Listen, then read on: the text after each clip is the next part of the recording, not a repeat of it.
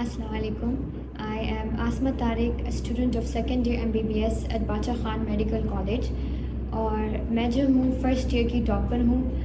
First year में first professional exam में मैंने 618 मार्क्स लिए। तो आज हम ये आपके लिए एक वीडियो रिकॉर्ड कर रहे हैं फॉर द गाइडेंस दो स्टूडेंट जिनको चाहिए होती है गाइडेंस। ऑब्वियसली आपको पता है कि फ़र्स्ट ईयर में जब बंदा आता है तो समझ में कुछ नहीं आ रहा था। पर्सनल बात यह है कि मैं जब आई थी सेकेंड ईयर में मुझे भी कुछ समझ में नहीं आ रहा था। ऐसे ही हम एकदम एफएससी से उठ के जो है एक एंटायर न्यू करिकुलम में आ जाते हैं। ठीक है, एफएससी में हमारा ये सीन होता है कि हम हर सब्जेक्ट के लिए एक ही बुक होता है वही पढ़ते हैं और उसी से क्वेश्चंस आते हैं। यहाँ पर आप आते हो तो एकदम इन्वायरमेंट चेंज हो जाता है। लोग आपसे कहते हैं डिफरेंट बुक्स, हर एक सब्जेक्ट के लिए डिफरेंट बुक्स रिकमेंड किए जाते हैं। आपको कुछ समझ नहीं आ रही थी क्या पढ़ना होता है। ऊपर से मॉड्यूलर सिस्टम भी होता है, उसकी भी तो बिल्कुल समझ नहीं आ रही थी, मुझे तो बिल्कुल नहीं आ रही थी। तो इसमें मैं बताऊँगी कि ये सिर्फ आपके साथ नहीं हो रहा, हर किसी के साथ होता है। तो इसमें आपने बिल्कुल घबराना नहीं है, ठीक है। अच्छा, हम बात करते हैं मॉड्यूलर सिस्टम की। मॉड्यूलर सिस्टम और ट्रेडिशनल सिस्टम में क्या फ़र्क है।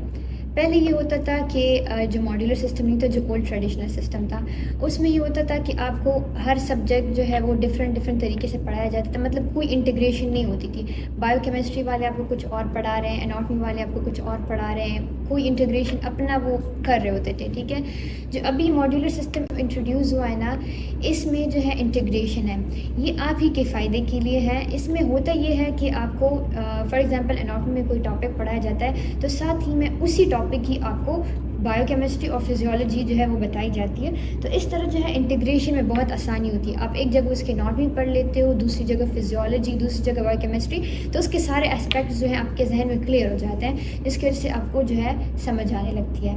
अच्छा, तो जब करिकुलम की बात करते हैं ना, तो फर्स्ट ईयर में आपके 3 ब्लॉक्स होते हैं, ब्लॉक ए, बी एंड सी।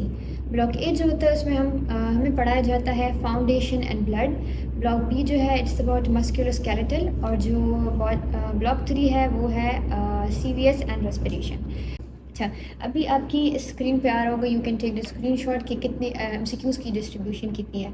तो पेपर ए, पेपर बी और सी तीनों के हमारे पास 120 मार्क्स होते हैं। ब्लॉक ए में हमारे पास इंटरनल असेसमेंट के 14 मार्क्स होते हैं, ब्लॉक बी में 13 मार्क्स होते हैं और ब्लॉक सी में भी 13 मार्क्स होते हैं। इसके अलावा ऑस्पी के तीनों के 90 मार्क्स होते हैं और इंटरनल असेसमेंट ऑस्पी में भी 10 मार्क्स होते हैं। तो टोटल मार्क्स पेपर ए के 234 होते हैं, पेपर बी के 233 होते हैं और पेपर सी के भी 233। तो कुल मिला के ये हमारे पास बन जाते हैं 700।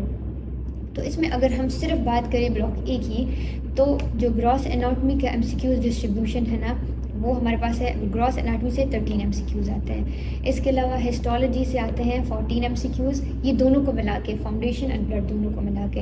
एम्ब्रियोलॉजी से आते हैं 15 एमसीक्यूज़, फिजियोलॉजी से आते हैं 32 एमसीक्यूज़। इसका पोर्शन ज़्यादा है, सो आपने इस पर फोकस करना होगा। बायोकेमिस्ट्री के आते हैं 26 एमसीक्यूज़। इसके अलावा प्राइम इंक्लूडिंग रिसर्च, इसके आते हैं 8 एमसीक्यूज़। अच्छा, इसका वेटेज ज़्यादा है, so try to cover it. अगर आप जो है ये समझते हो कि माइनर्स जो है वो हम छोड़ देंगे तो माइनर्स हो जाते हैं, तो हो भी जाते हैं, लेकिन ये जो रिसर्च के क्वेश्चन है थोड़े से कॉम्प्लिकेटेड होते हैं। सो अच्छी बात है, आप इसे पढ़ लो। ये जो बाकी है फार्मा पैथो वगैरह ये हो जाते हैं, मतलब इनके एमसीक्यूज़ इतने ईजी होते हैं कि आप कर सकोगे। जो फार्माकोलॉजी के 2 एमसीक्यूज़ आते हैं, पैथोलॉजी के 6 एमसीक्यूज़ आते हैं, कम्युनिटी मेडिसिन के 3 आते हैं और फॉरेंसिक मेडिसिन का 1 आता है। तो टोटल हो गए 120 एमसीक्यूज़। अच्छा, ऑस्पी की बात करते हैं। तो ऑस्पी में हमारे पास स्टेशन जो होते हैं वो ग्रॉस एनाटॉमी, हिस्टोलॉजी और एम्ब्रियो को मिला के जो है 4 स्टेशन होते हैं। मतलब एनाटॉमी के ये पूरे 4 स्टेशन होते हैं। फिजियोलॉजी के हमारे पास 4 स्टेशन होते हैं और बायोकेमिस्ट्री के भी 4 स्टेशन होते हैं। ठीक है, तो टोटल आपके 18 स्टेशन होते हैं। अब हम बात करते हैं ब्लॉक बी की। तो इसकी एमसीक्यूज़ डिस्ट्रीब्यूशन ऐसे है कि ग्रॉस एनाटॉमी में हमारे पास होते हैं 71 एमसीक्यूज़ और हिस्टोलॉजी में होते हैं 8 एमसीक्यूज़, एम्ब्रियो से होते हैं 4 एमसीक्यूज़, फिजियोलॉजी से होते हैं 16 एमसीक्यूज़, बायोकेमिस्ट्री से होते हैं 16 और प्राइम का इसमें वेटेज बहुत कम है, 1 एमसीक्यू आता है उसमें। फार्मा का 1 और पैथोलॉजी के 2 एमसीक्यू आते हैं और कम्युनिटी मेडिसिन का 1 एमसीक्यू आता है। आते हैं उसकी ऑस्पी की तरफ। तो चूँकि ग्रॉस एनाटॉमी का पोर्शन इसमें बहुत ज़्यादा है, सो इसके 8 स्टेशन होते हैं। तो आपने जो है इसकी ऑस्पी के लिए बहुत अच्छी तैयारी करनी होगी, सारे के सारे मॉडल्स देखने पड़ेंगे। अच्छा, फिजियोलॉजी के सिर्फ 2 ही स्टेशन होते हैं और बायोकेमिस्ट्री के भी 2 ही स्टेशन होते हैं, टोटल 18 स्टेशन होता है। अब आते हैं जो ब्लॉक सी है, उसमें आपको पढ़ाया जाता है CVS एंड रेस्पिरेशन। इसमें MCQs की डिस्ट्रीब्यूशन ऐसी है कि ग्रॉस एनाटॉमी से आपके आते हैं 21, ये दोनों को मिला के CVS और रेस्पिरेशन को मिला के।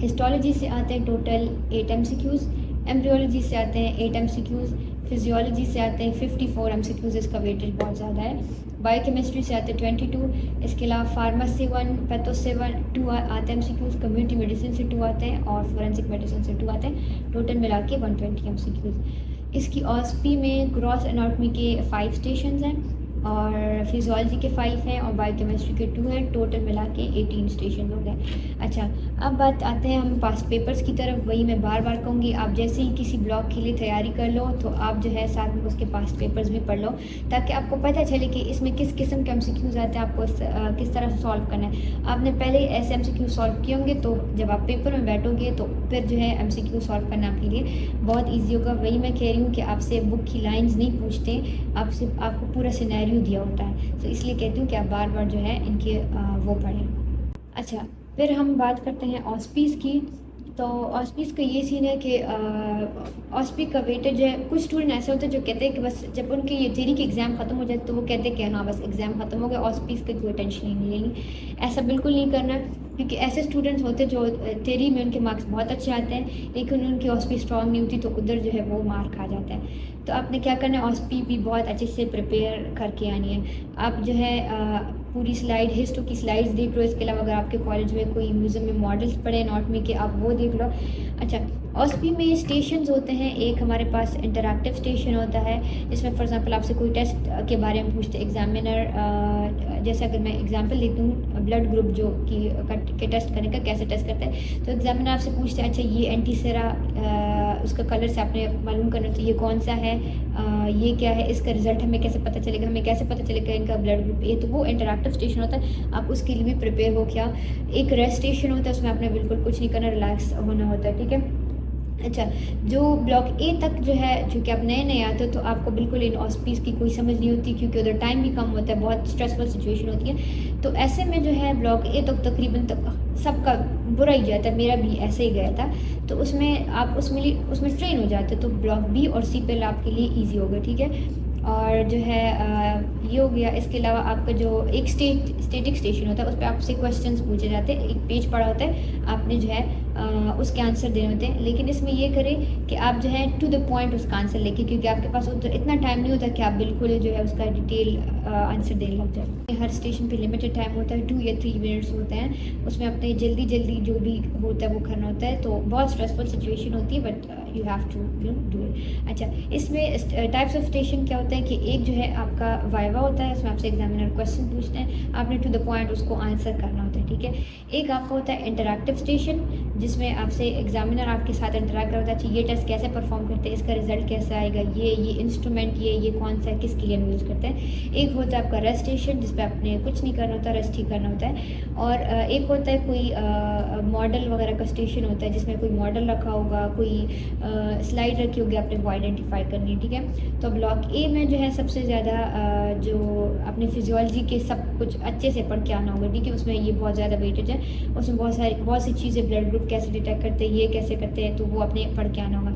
ब्लॉक बी में जो है, चूँकि एनाटॉमी का सबसे ज़्यादा पोर्शन है, तो अपने बोन्स की ऑस्टियोलॉजी, हर एक बोन की अपनी ऑस्टियोलॉजी पढ़नी है। आपके म्यूज़ियम में जितने भी मॉडल्स हैं आपने वो देखने, अपने हर एक स्लाइड आइडेंटिफाई करनी होगी। ब्लॉक सी में जो है वही सीन है, आपने जो है वो करने होंगे। इसके अलावा ब्लॉक सी में जो है अक्सर कॉलेजेस में हार्ट का मॉडल पड़ा होता है, हार्ट की एम्ब्रियोनिक डेवलपमेंट, तो वो ज़रूर आते हैं। मतलब जितने भी आपके मॉडल्स हैं आपने वो सब करने हैं, अपनी स्लाइड्स आइडेंटिफाई करनी होगी, और आपने अगर कोई बोन्स है किसी उसमें, उसकी ऑस्टियोलॉजी पढ़नी होगी। So that was all about ऑस्पीज़।